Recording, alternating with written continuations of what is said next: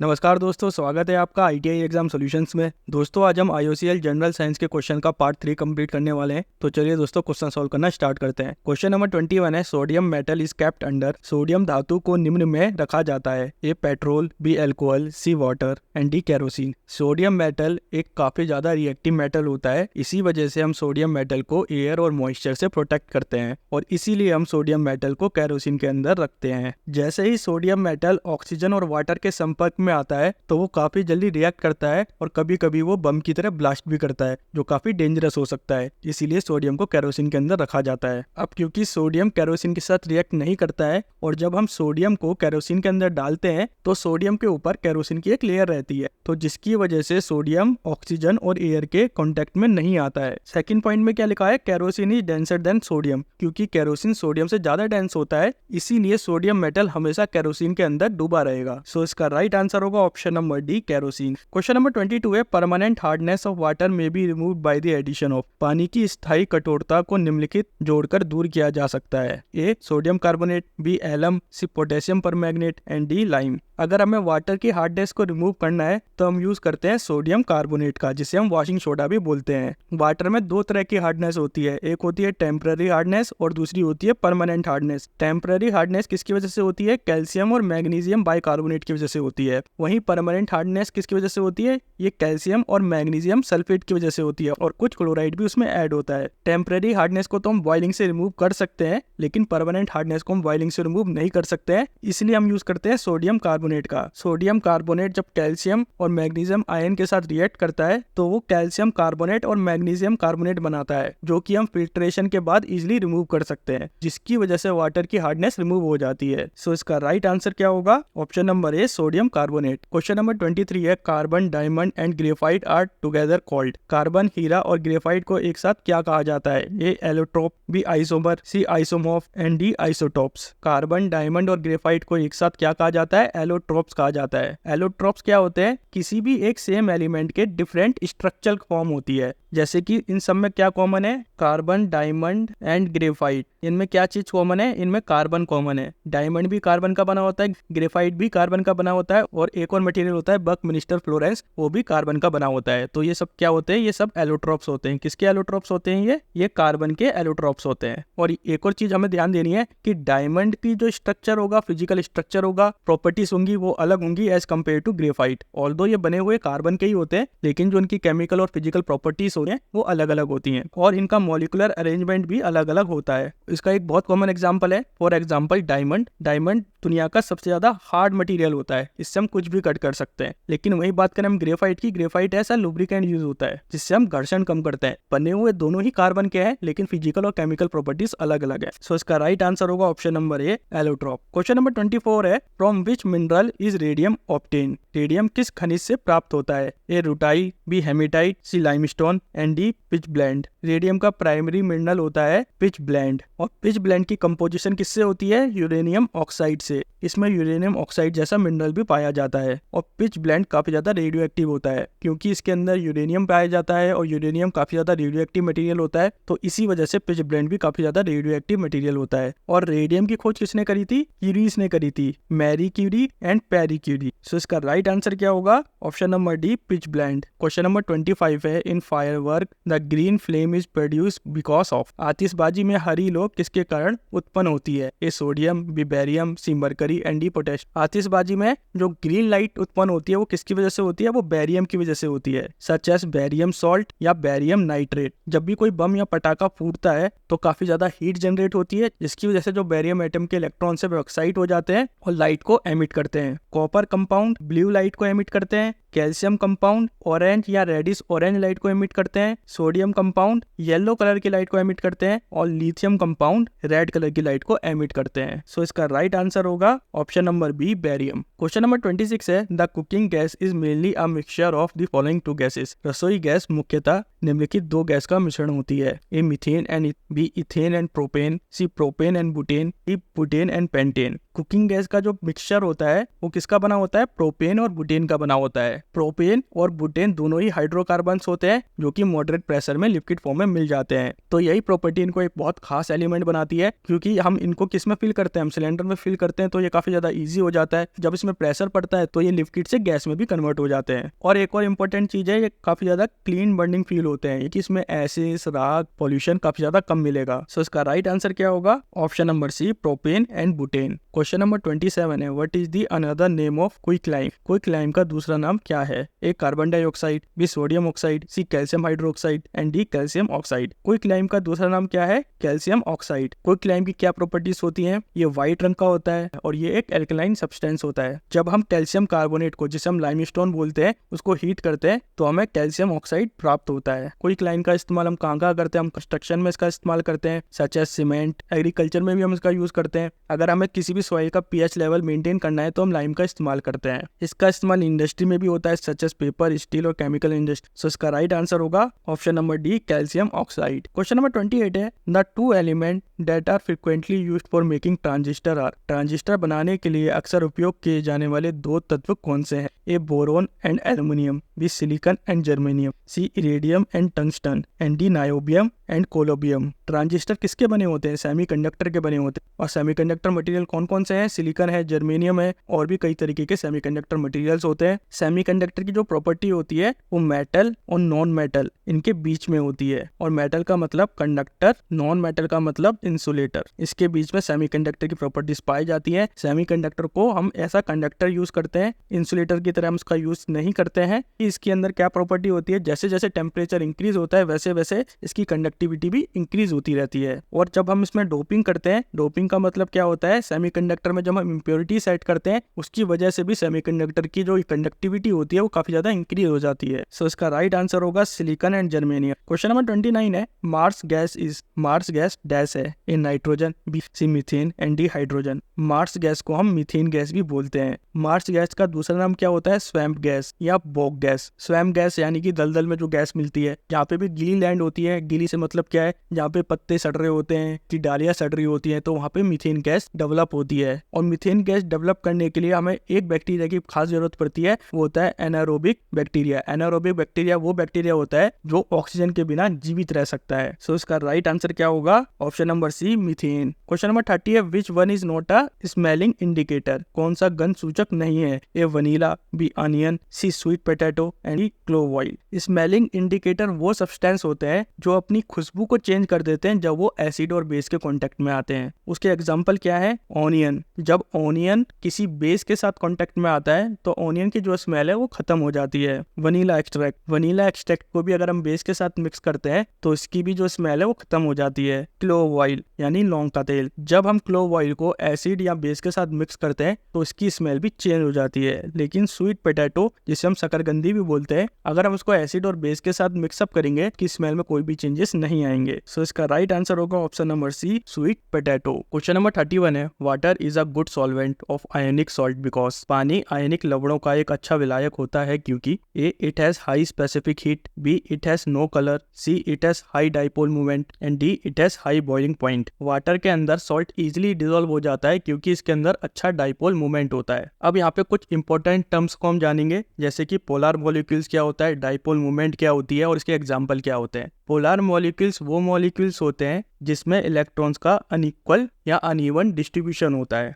यानी कि ये एक तरफ थोड़ा पॉजिटिव चार्ज क्रिएट करेंगे और दूसरी तरफ ये थोड़ा नेगेटिव चार्ज क्रिएट करेंगे। और पोलर मॉलिक्यूल का सबसे बेस्ट एग्जांपल है वाटर, जिसका केमिकल फॉर्मूला होता है H2O। वाटर के अंदर जो ऑक्सीजन होता है उसमें नेगेटिव चार्ज होता है, वहीं हाइड्रोजन पर पॉजिटिव चार्ज होता है। तो इसी वजह से जो ऑक्सीजन का नेगेटिव चार्ज है वो हाइड्रोजन की तरफ अट्रैक्ट होगा, क्योंकि हाइड्रोजन के ऊपर क्या है? पॉजिटिव चार्ज है। डाइपोल मूवमेंट इसी पोलैरिटी को मेजर करता है और डाइपोल मूवमेंट चार्ज और उसके बीच के डिस्टेंस का प्रोडक्ट होता है। जितना डाइपोल मूवमेंट ज्यादा होगा उतना ही मॉलिक्यूल्स ज्यादा पोलर होगा। वाटर का भी जो डाइपोल मूवमेंट होता है वो काफी ज्यादा हाई होता है, क्योंकि वाटर की जो ज्योमेट्रिकल शेप होती है और इसके अंदर जो इलेक्ट्रोनेगेटिविटी होती है वो काफी ज्यादा हाई होती है। आयोनिक कंपाउंड कैसे फॉर्म होते हैं? आयोनिक कंपाउंड पॉजिटिव चार्ज और नेगेटिव चार्ज आयन के बीच जो इलेक्ट्रोस्टैटिक अट्रैक्शन फोर्स लगता है उसकी वजह से फॉर्म होते हैं। इसका एग्जाम्पल है NaCl यानी कि सोडियम क्लोराइड। तो NaCl के केस में क्या होता है, सोडियम इलेक्ट्रॉन को लूज करता है तो वो पॉजिटिव चार्ज बन जाता है, वहीं क्लोरीन इलेक्ट्रॉन को गेन करता है तो वो नेगेटिव चार्ज बन जाता है, जिसकी वजह से क्या बनता है,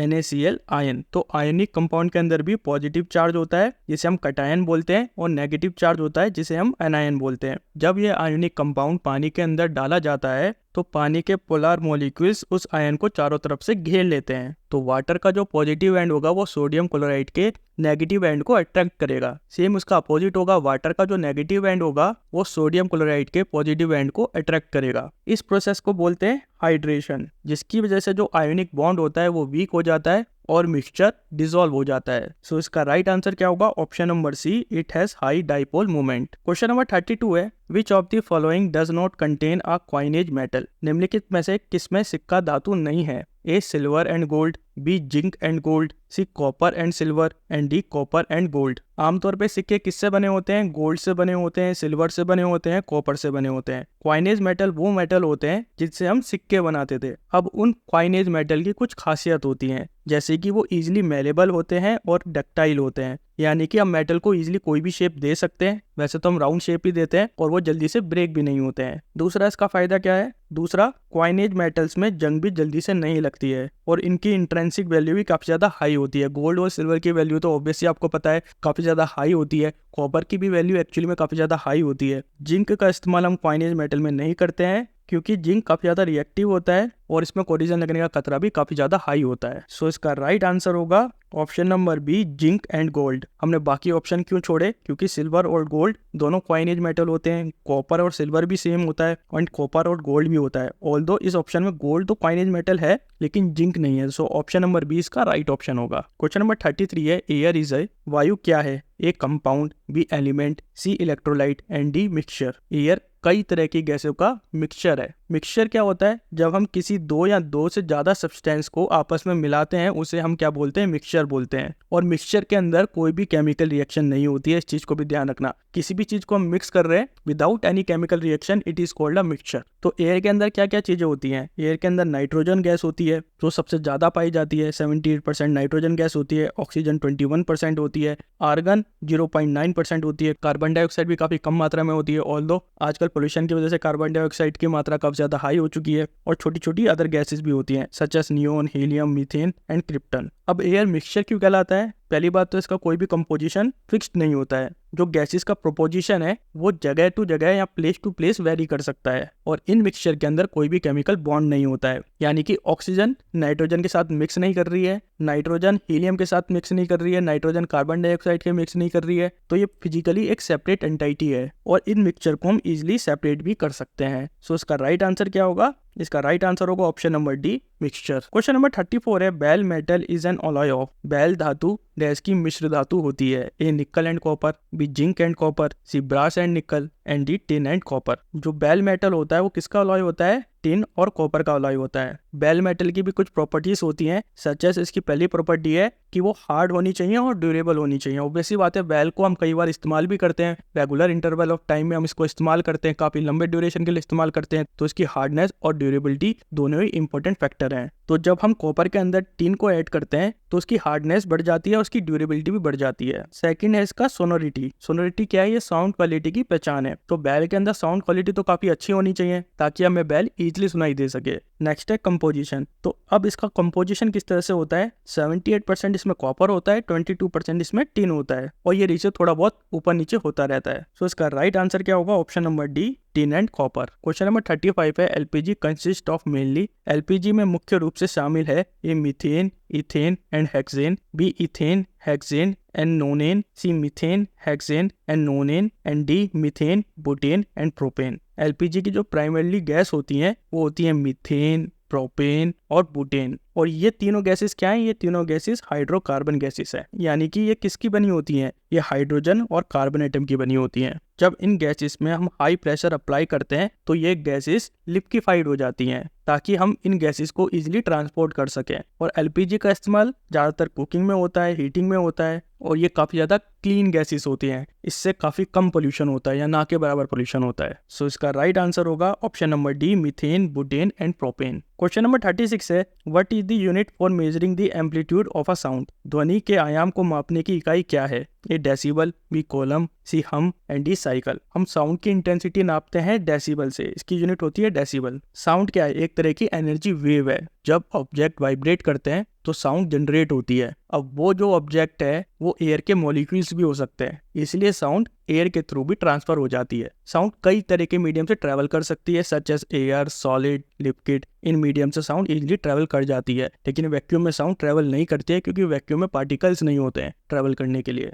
एम्पलीट्यूड क्या दर्शाता है? साउंड की मैक्सिमम डिस्प्लेसमेंट को दर्शाता है। और एम्पलीट्यूड ये भी निर्धारित करता है कि साउंड कितनी ज्यादा लाउड है। जितना ज्यादा एम्पलीट्यूड होगा उतनी ज्यादा साउंड लाउड होगी। डेसिबल एक लॉग स्केल होता है जो साउंड की इंटेंसिटी को मेजर करता है। सो इसका राइट आंसर होगा option number A, decibel. Question number 37 है, fathom is the unit of. Fathom किसकी इकाई है? A sound, B depth, C frequency and D distance. Fathom की यूनिट हम वाटर की गहराई को नापने के लिए करते हैं। जब हम दोनों हाथों को फैलाते हैं किसी भी एडल्ट मेल का, तो जो डिस्टेंस होता है दोनों हाथों के बीच में, उसे बोला जाता था फैथम। और अभी जो फैथम की वैल्यू है, स्टैंडर्डाइज वैल्यू है, वो क्या है? 6 फीट है, which is equals to 1.82 metre. So इसका राइट आंसर क्या होगा? Option number B, depth. Question number 38 है, reading of a barometer going down is an indication of. Barometer की रीडिंग नीचे की ओर जाने का क्या संकेत होता है? A snow, B strong, C intense heat and D rainfall. जब बैरोमीटर की रीडिंग नीचे जाती है तो इसका मतलब ये होता है काफी तगड़ा तूफान आने वाला है, काफी तेज या भयंकर तूफान आने वाला है। बैरोमीटर क्या मेजर करता है? एटमॉस्फेरिक प्रेशर को मेजर करता है। अब एयर प्रेशर तो कई फैक्टर पे डिपेंड करता है, सच एज टेम्परेचर पे डिपेंड करता है, ह्यूमिडिटी पे डिपेंड करता है और विंड पे डिपेंड करता है। जब प्रेशर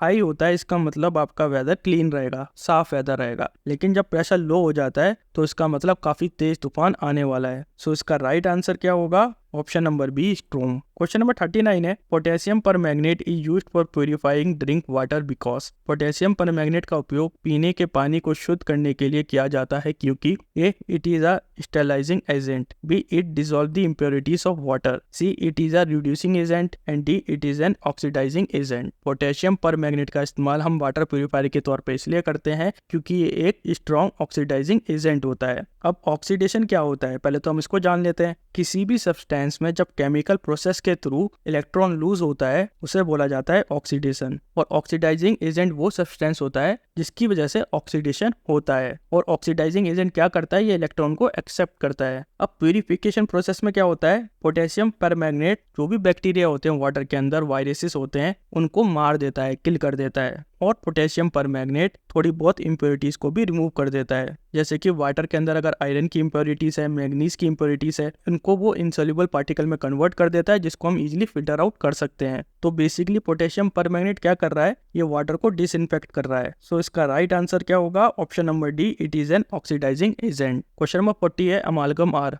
अमालगम क्या है? A highly coloured alloy, B alloy which content mercury as one of the content, C alloy which have great resistance to abrasion, D alloy which contain carbon. Amalgam एक alloy होता है जिसमें एक कंपोनेंट हमेशा mercury रहेगा। जिस component में mercury रहेगा और कोई अदर सब्सटेंस रहेगा उसको बोला जाता है अमालगम। अमालगम is a mixture of mercury plus other substance. Other substance में या अदर एलिमेंट में कोई भी सब्सटेंस हो सकता है, कोई भी मेटल हो सकता है, तो उसको बोला जाता है अमालगम। अमालगम में मरकरी कॉमन रहेगा। तो यही चीज यहाँ पे भी लिखी है। मरकरी क्या होता है? एक बेस मेटल होता है और मरकरी लिक्विड फॉर्म में होता है रूम टेम्परेचर पे। तो ये एक तरीके का बाइंडिंग एजेंट होता है जो अदर मेटल के साथ रिएक्ट करता है। अमालगम सॉलिड फॉर्म में भी हो सकता है, लिक्विड फॉर्म में भी हो सकता है और पेस्ट फॉर्म में भी हो सकता है। ये डिपेंड करता है हम कितना मरकरी किसी भी मेटल में या किसी भी सब्सटेंस में मिक्स कर रहे हैं। अमालगम के कई सारे डिफरेंट यूज होते हैं। इसका इस्तेमाल डेंटल फिलिंग में करा जाता है, दांतों में जो गैप होता है उसको भरने के लिए करा जाता है। इसका इस्तेमाल गोल्ड एक्सट्रैक्शन में करा जाता है और साइंटिफिक रिसर्च में करा जाता है। सो इसका राइट आंसर क्या होगा दोस्तों? Option number B, alloy which contain mercury as one of the contents. दोस्तों अगर आपको ये वीडियो पसंद आया है तो प्लीज इस वीडियो को लाइक कीजिए, हमारे चैनल को सब्सक्राइब कीजिए एंड थैंक्स फॉर वॉचिंग।